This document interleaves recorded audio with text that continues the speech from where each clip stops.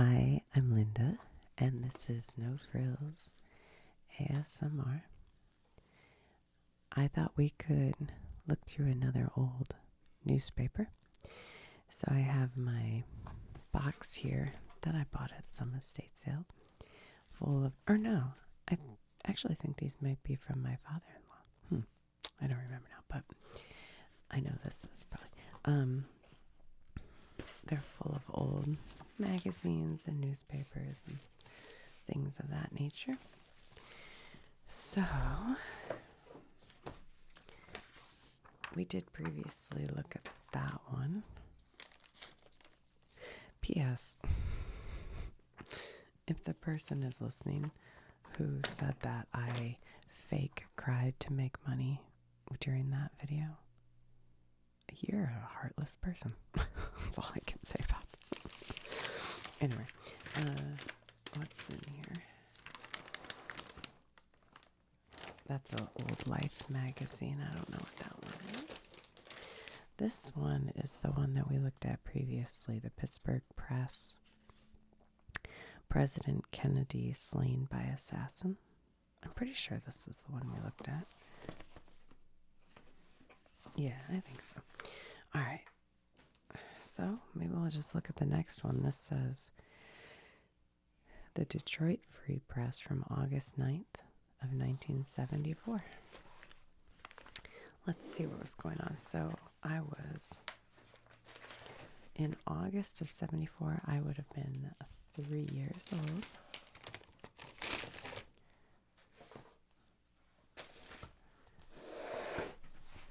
Let me set this down. Hold on. Okay. There's a little sand on my newspapers because I have a bag full of shells that I thought we could go through together. And they were sitting on top of this box, and I guess the bag had sand in it. So, my voice is maybe a little lower tone than usual because I still have a cold. I'll be honest, last night was a bad night. I was not feeling good at all. But this morning I think I'm doing okay. But I do, just in case, have some hauls here. I have a water. But hopefully I'll be able to make it through this video. But just FYI, if I get quiet for a minute, I might be covering the mic. All right, Ford will be the 38th president because Nixon resigns. All right. Yeah, before my time, I do have very clear memories of Ford being president. And then the election. I think Ford was probably president for what? Less than 2 years, is that right? And then it was the election with Carter and Ford. And I was in kindergarten. And I do have clear memories of that election.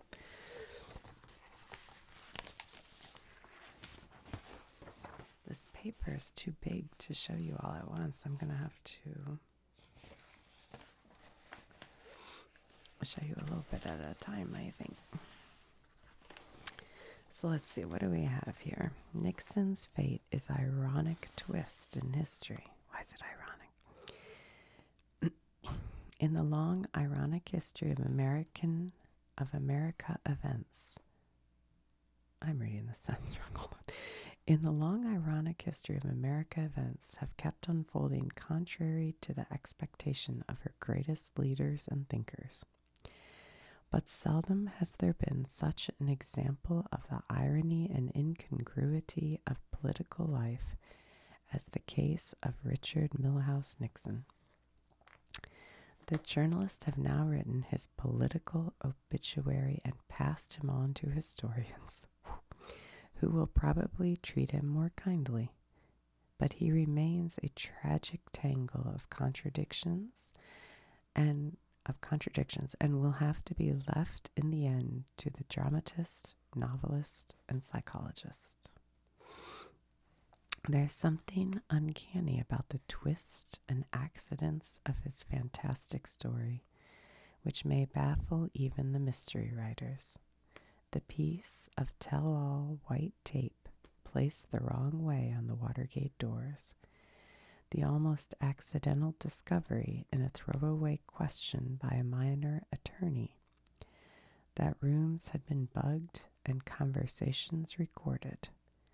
The sudden appearance of two superb young reporters on the Washington Post. The appointment of two stern judges, John Sirica and Gazelle, I might be saying that wrong, to hear the eases and the astonishing decisions to raise, launder, and conceal campaign funds that were not really needed. It's funny, I think the irony of Nixon is just how, he resigned because he knew he had gotten caught up in this thing and it was for the good of the country to resign. And how far we've come from that, fallen from that, I don't know what language. Constantly, the president and his men almost seemed to create the things they feared the most by assuming the worst in everybody. Wow, that's a pretty true statement. Nixon's intent all along has been explained, was to protect and strengthen the presidency, but the result was to weaken it and revive the confidence and authority of Congress. He set an electronic trap to father evidence for the prosecution of his enemies and produced instead evidence for his own impeachment and conviction. He campaigned for the presidency on a platform of law and order, appealing for a new morality and the end of permissiveness, and was brought down by the disorder, lawlessness, and moral squalor of his triumphant team. He blamed his plight on his political enemies in the press and Congress, and asked the people to trust him and believe he had told the truth. But he didn't even trust his own aides or lawyers, and was finally repudiated by most of his own supporters and by a Supreme Court that included 4 of his own appointees. There seems no end to the irony of this drama, and so many odd and unexpected revelations and punishments have come about that it almost sustains the moral interpretation of history. The men who gave their loyalty to him rather than to their oath of office, hoping for personal success through their association with his power, were destroyed in the process, and they will never be the same, even if he pardons them. I wasn't going to read this whole article, but it's so well written. It's actually very interesting. Even the man he admired the most, and hoped might succeed him in the White House, John Connally of Texas, finds himself in the ironical position of being abandoned by his old friends in the Democratic Party, rejected by his new colleagues in the Republican Party, and under indictment in the courts. In his first inaugural address, Nixon said that perhaps the greatest crisis he faced upon taking office was a crisis of the spirit in America. And after he had won a second term by the largest margin in the history of the presidency, his administration summed up its achievement of the past. Perhaps his greatest achievement, the administration said of Nixon, was his success in helping the nation find an answer of the spirit within itself. In the past 4 years, a new sense of calm and confidence has begun to grow up in America. A nation that had grown skeptical, accustomed to promises which outran reality, has been learning to trust its intuitions again. Learning to trust its institutions again. A nation that had become divided with waning sense of common purpose, has begun to pull itself back together again. Take a little sip of water. That's interesting.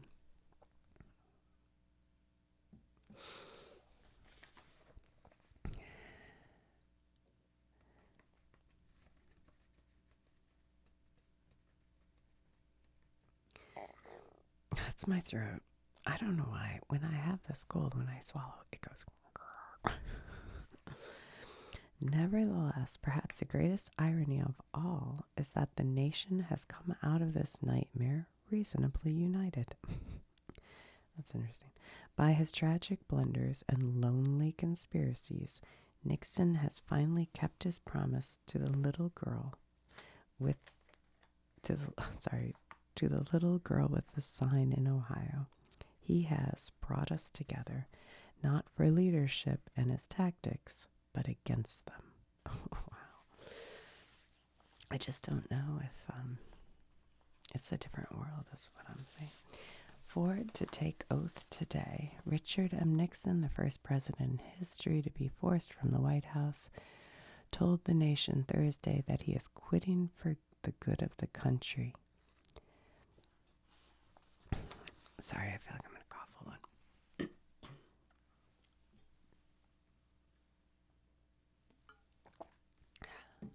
In a calm and conciliatory television address, America's 37th president said he will resign with great sadness at noon Friday. Gerald R. Ford Jr. will immediately be sworn into office as Nixon's successor. Nixon's last day, a loner to the very end. In the White House offices Thursday, there were few tears, only the sad realization that the end had come. Ford praises Nixon's sacrifice.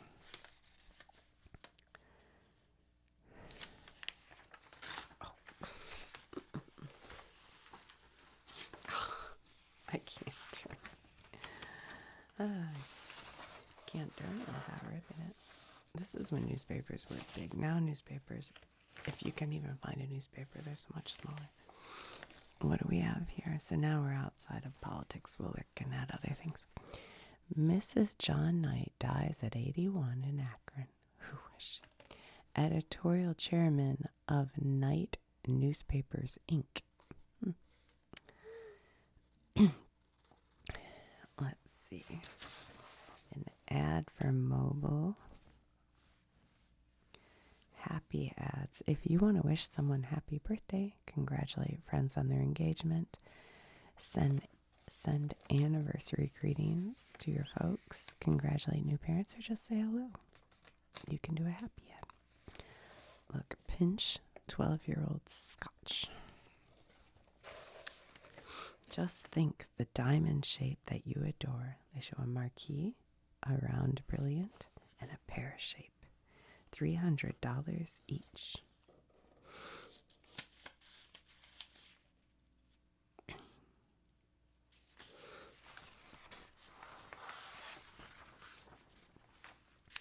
State is solemn, hopeful at Nixon's fall. Nobody's so great they can't be replaced, says whoever, I guess is Woody sits next to a picture of himself with President Nixon. I believe he did cover up to protect his staff and the security of the country. I would have done the same thing. Somebody should have told Woody to straighten this tie. You can see the small part sticking out. Leaders welcome Ford's elevation.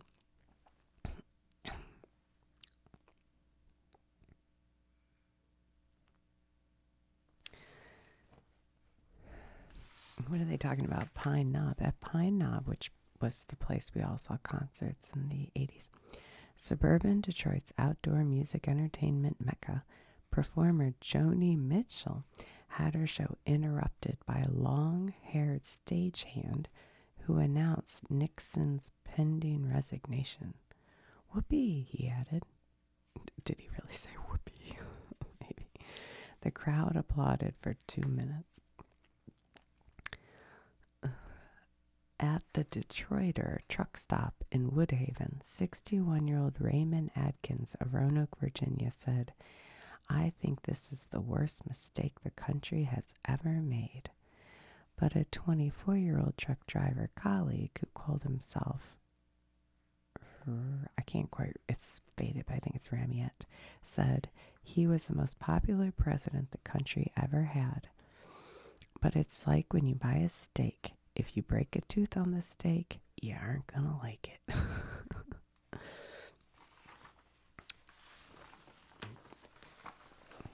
What do other people say? Let's see. I'm curious. What was the sentiment? This person, Dick, well, let's start at the beginning. He was a 65-year-old man who wanders through the bars of Detroit's Cass Corridor with his metal shoe shine stand and a bundle of rags, and he was talking Thursday about the resignation of President Nixon. I'm just going to say that during my time, the late 80s, early 90s, the Cass Corridor, as far as I know, was like the most dangerous part of Detroit. And there were, and I think this is true because my dad worked down there. What's the word I'm looking for? Packs of wild dogs, because people would ditch their dogs, I guess, and they became wild packs, and they were dangerous, and they'd run through Cass Corridor like wild. It was wild. I think that's true. I don't know. There's nobody so great they can't be replaced, he said. But there were others in Detroit area more painfully touched by the sweeping events in Washington that captured the attention of a nation. I'm sorry, if you don't normally listen to my channel, I am breathing heavy only because my lungs kind of are having trouble getting air. Dick Lambert, a 32-year-old Livonia High School art teacher, summed it up for a lot of people in Michigan. "I voted for President Nixon. I was with him until Monday, but now he says he did it. What am I to do?"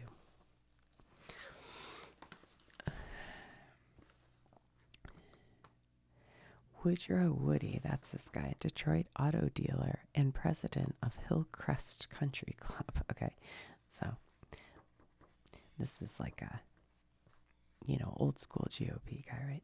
"I believe he did cover up to protect his staff and the security of the country.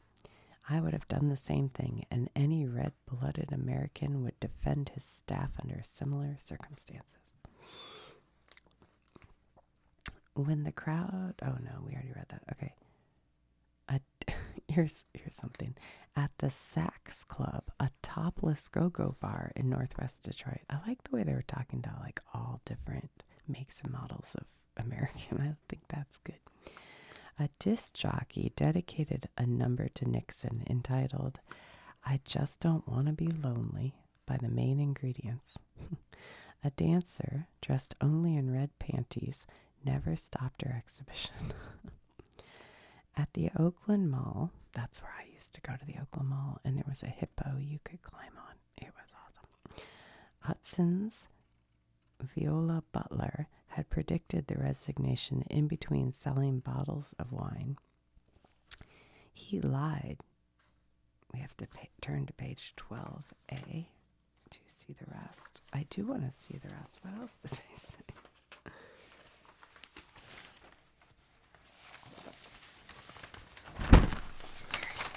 Sorry. Oh, sorry. Paper is too big. He lied, she proclaimed. Her boss. Sorry, let me get it in here. Her boss, Ann Kowicki, said wine sales were up. 2 kids bought a bottle today for $18, she said. 2 kids. Wait a minute. I'm not sure when they changed the drinking age to 21. It may have been 18. I'll have to look that up. I'm not sure. But it is funny. She said 2 kids bought a bottle of wine today. Right? I thought maybe it was their anniversary, but they said, "Haven't you heard the news?" They were going to celebrate.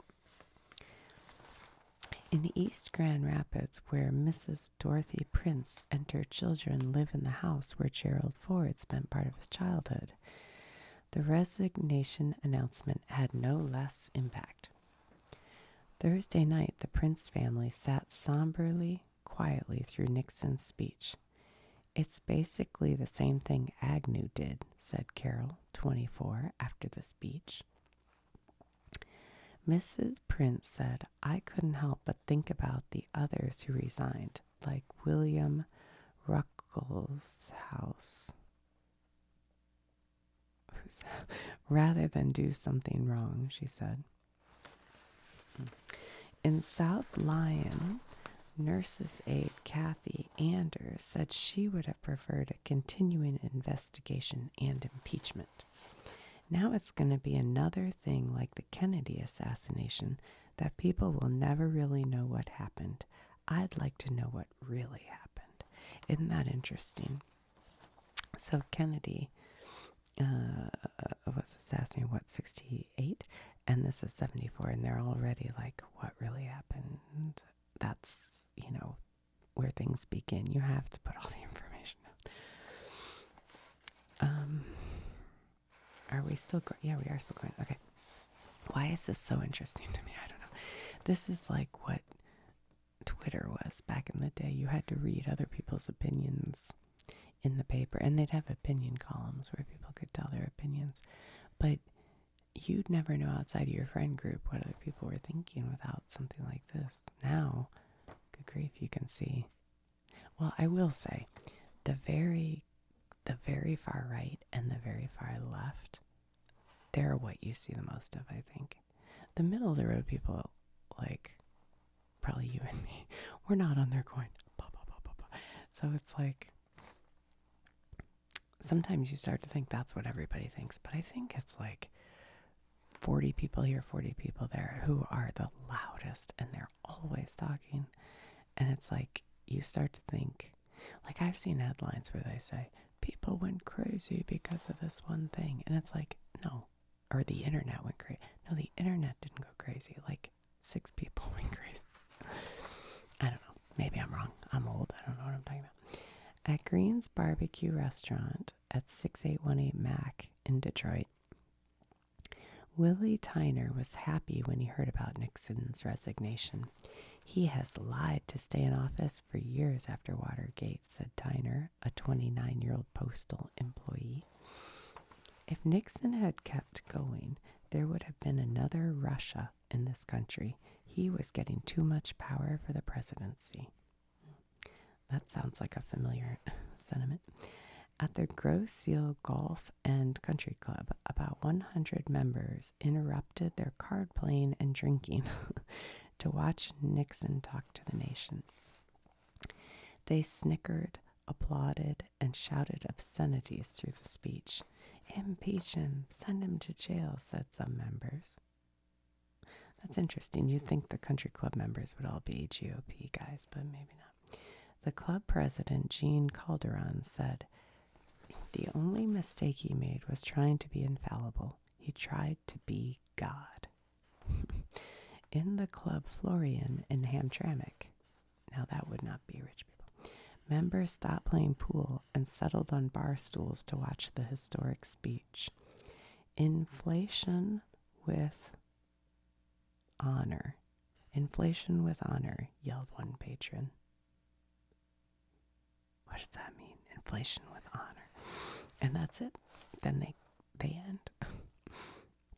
Many ignore Nixon's drama. Okay. I don't know why that was so interesting to me. I don't know.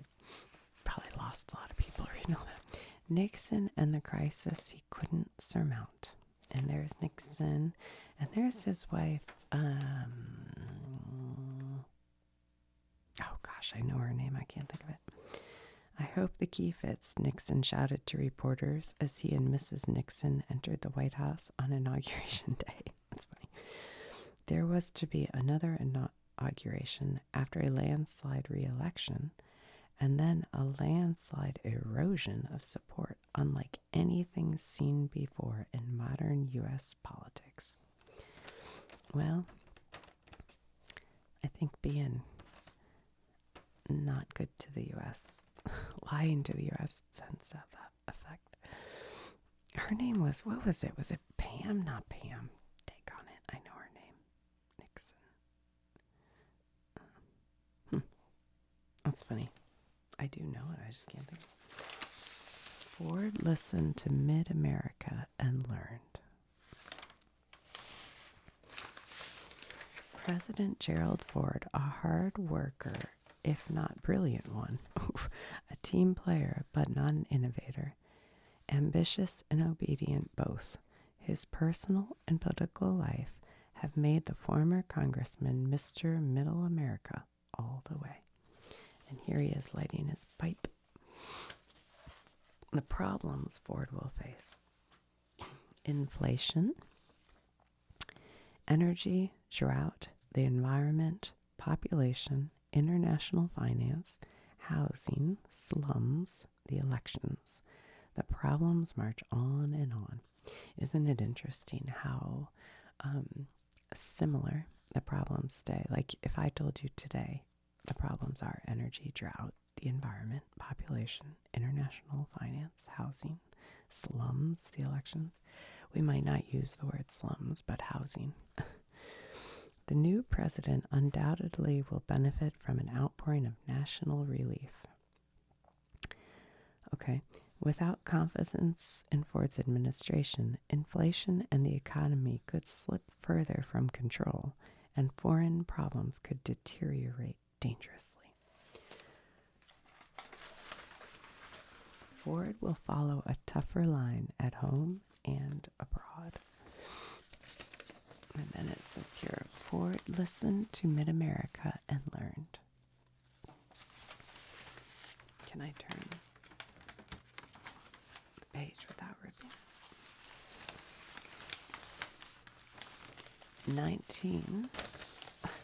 This paper's so big. 1969 to 1974, chronology of Watergate story. Do we want to look at that? I don't know if that's that interesting. I'll just see if there's anything interesting here. Let's start. January 20th, 1969, Richard Nixon inaugurated as 37th president. June 13th, New York Times publishes Pentagon Papers. Nixon authorized setting up of Plumbers Unite. September 3rd and 4th, successful break-in of Dr. Louis Felding's office, who is Daniel Ellsberg's psychiatrist. January 72, James W. McCord becomes security co-coordinator for committee to re-elect the president. February 15th, Maurice Stans becomes chairman of the finance committee to re-elect the president. Hugh Sloan becomes treasurer. Frederick LaRue becomes deputy to John Mitchell. March 1st, John Mitchell becomes director of the committee to re-elect the president. May 28th, first successful break-in at the Democratic National Committee offices in Watergate. May 28th. June 17th, second break-in at the Democratic National Committee offices by Bernard Barker, James McCord, Frank Sturgis, Virgilio Gonzalez, and Eugenio Martinez, interrupted by Washington police. The 5 men are arrested and charged with burglary. I don't know if I can read all of this. So, Nixon denies any White House involvement on June 22nd. Mitchell fires Liddy. Mitchell quits as Nixon's campaign manager, because I think Mitchell was a pretty big part of all this, right? Washington Post reveals, and this is the two famous reporters from the Post that the Watergate movie is about. Washington Post reveals that given to Stans for re-election campaign has been deposited at Barker's bank account. Nixon renominated. Those indicted for the Watergate break-in plead not guilty. Washington Post reports Watergate break-in is a result of a massive campaign of sabotage directed by the White House and the Committee to re-elect the president. 1973, Nixon inaugurated for a second term. Watergate jury finds Liddy and McCord guilty. The judge is not satisfied that a full Watergate story has been disclosed. Senate votes to set up Watergate Investigation Committee.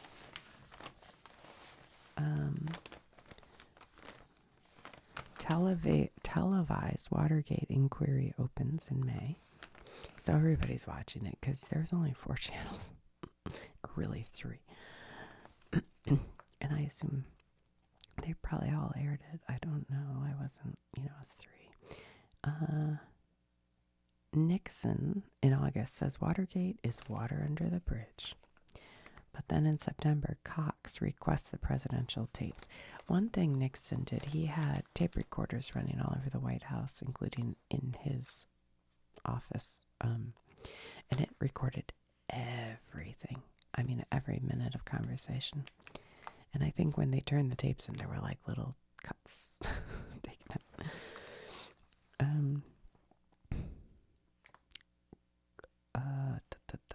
Cox requests presidential tapes. Agnew resigns and pleads no contest to income tax evasion. Court of Appeals rules Nixon must give up tapes. Gerald Ford nominated as vice president.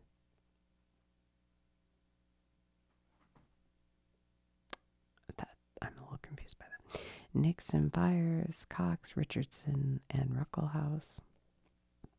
Impeachment resolutions are introduced. Okay. Nixon says he has no intention of bowing out of office in January. Oh, I see. That's okay, never mind. I understand the vice president part now. I was like, okay. Senator James Buckley calls on Nixon to resign in March. White House says Nixon will pay $432,787 plus interest in back taxes to the IRS.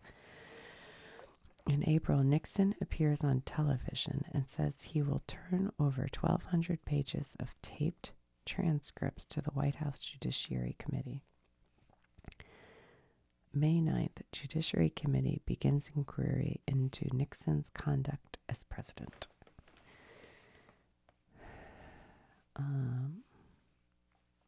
So they have the whole Judiciary Committee thing. On August 5th, Nixon releases transcripts which indicate he knew about Watergate in 1972, so before he was in his second term. Okay, and that was the end of that. Citizen Nixon, stripped of glory but not fortune. Subdued president leaves gracefully without bitterness. Nixon still isn't out of trouble on Watergate. When the crowds still cheered. Nixon's last stand. Supreme Court tape decision was the beginning of the end.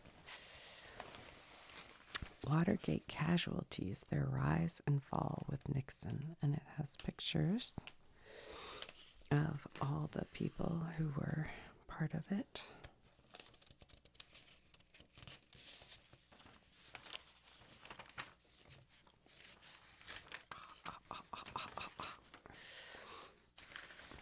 Smile when you say Hudson's Thread Mill. Ooh. Cowboys. That must have been the look that year. Look, these guys have like Western wear too. Ford lauds. Oh, God. Ford lauds Nixon's sacrifice will keep Kissinger.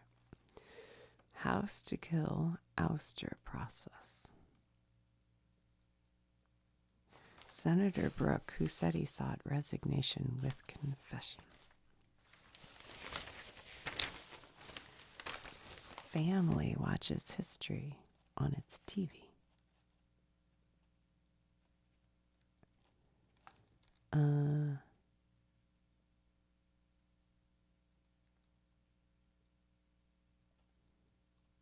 I guess we missed the beginning of this, but the mom, I think, is saying, he must have suffered a lot of humiliation.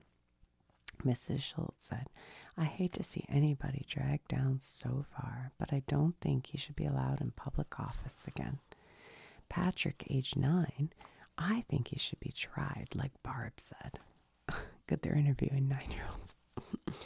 They sat the whole family watching Dan Rather and Walter Cronkite and the Ken L. Ration commercial on the Zenith until finally 9 p.m. came. So they did. They aired all this on primetime. And then the only person speaking in the room was the President of the United States. When Richard Nixon said, I have never been a quitter, some of them laughed, but not until he announced his resignation as of noon Friday did anyone speak. It was Kathleen. That was pretty quick, she said. And then the tension caused them to start commenting. Why can't he just say he resigned? I feel sorry for him, but he's still crooked. I told you it'd take an hour. I wonder where Kissinger is. Christine flirted with Bill. Teresa lounged drowsy in her father's arm. Jean and Kate Schultz, the two oldest adults in the room, said nothing. She stood with her hand on his shoulder. And then it was done. May God's grace be with you in all the days ahead, Richard Nixon said. And Barbara Schultz clapped her hands just once, and that was all.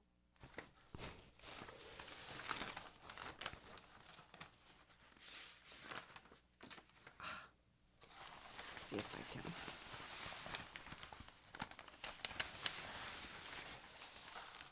It's funny, now that I just did that motion where I put the pages together and opened it back up, that's how you used to open and close papers because they were so big.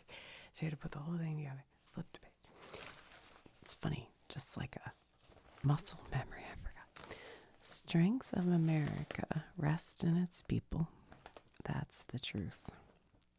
The strength of America rests in its people. Nixon finally steps away from a ruined presidency. Is this like the opinion page? What are we on here? I don't know. Ford brings needed virtues. State shouldn't sacrifice majestic hardwood trees. Oh, this is a Michigan thing. What are they saying? Ooh, and look, fluoride.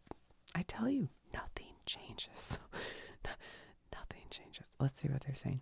First of all, everyone, including Attorney General Frank Kelly, seems to be concerned, and rightly so, that defoliants to be used to spray the state forest lands in Michigan. Like so, the defoliants. They don't. That sentence. I'm not reading it right, or it doesn't make sense. No one, however, seems to care that the beautiful, majestic hardwoods are to be destroyed as a nuisance. A policy followed by paper companies for years. We will only be satisfied when all the hardwoods in the nation are gone, and the last is forested by slash pine and Christmas trees. Apparently, the trees in our state forest do not belong to the people, and it's only commercial consideration that dictate the survival of the entire species of trees, says Michael Gramlich of Pontiac. What is it? I wonder